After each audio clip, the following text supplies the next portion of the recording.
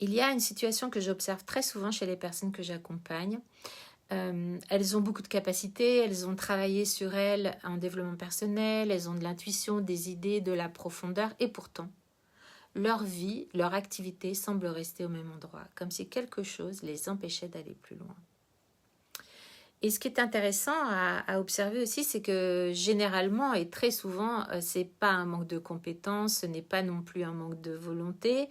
Souvent, ces personnes sentent très clairement qu'elles ont plus à recevoir et à offrir, qu'il y a une autre étape possible pour elles, mais malgré cela, quelque chose bloque.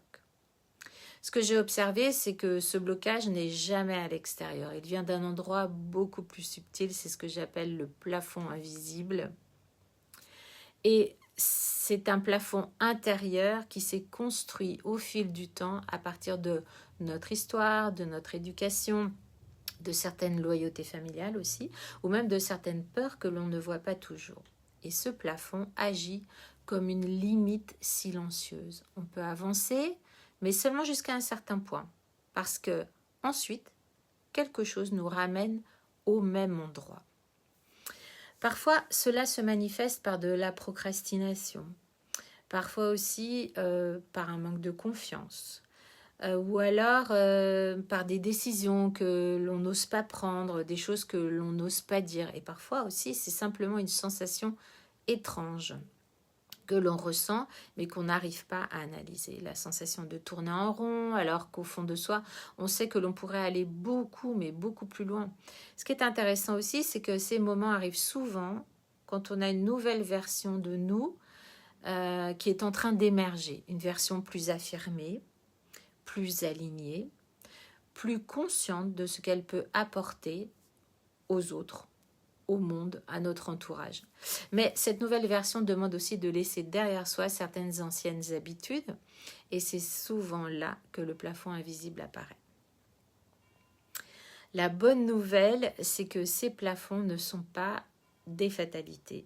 Ils deviennent simplement visibles au moment où nous sommes prêts à passer à une autre étape.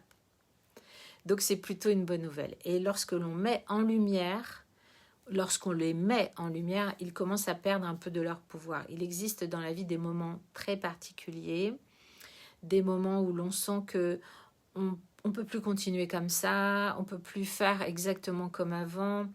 Pas parce que tout va mal, mais parce que quelque chose en nous demande plus d'expansion, plus d'alignement, plus de vérité. Et si vous ressentez cela en ce moment, sachez que vous n'êtes pas seul. C'est un passage que beaucoup de personnes traversent à un moment de leur vie. Et c'est justement ce type de passage, que j'accompagne dans mon travail. Si ce sujet vous parle, dites-le moi en commentaire. Je serai ravie de vous lire. Et si vous avez déjà ressenti cette impression d'avoir plus à offrir et de ne pas recevoir assez, mais de ne pas savoir exactement ce qui bloque, je serai très heureuse de vous lire. À bientôt.